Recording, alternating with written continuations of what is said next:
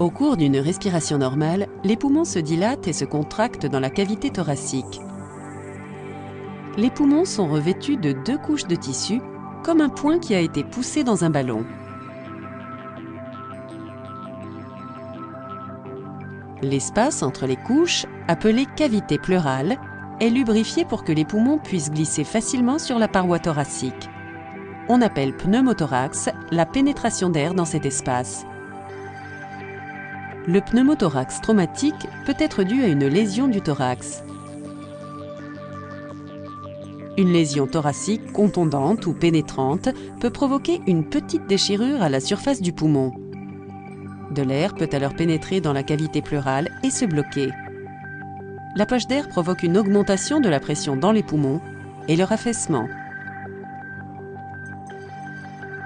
Certaines maladies pulmonaires comme l'asthme, l'emphysème ou la BPCO peuvent provoquer un pneumothorax spontané sans lésion.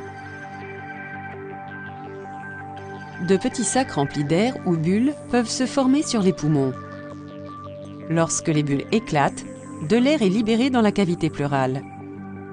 La pression de l'air coincé provoque l'affaissement du poumon. Un pneumothorax peut également être observé chez une personne ne présentant aucun facteur de risque ou pathologie. Cette maladie est plus fréquente chez les fumeurs et les hommes entre 20 et 40 ans.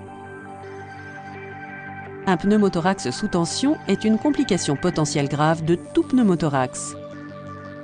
Si la poche d'air coincée ne peut s'échapper et continue à grossir, l'augmentation de la pression dans la cavité pleurale risque de pousser le cœur et les gros vaisseaux sanguins de l'autre côté du thorax.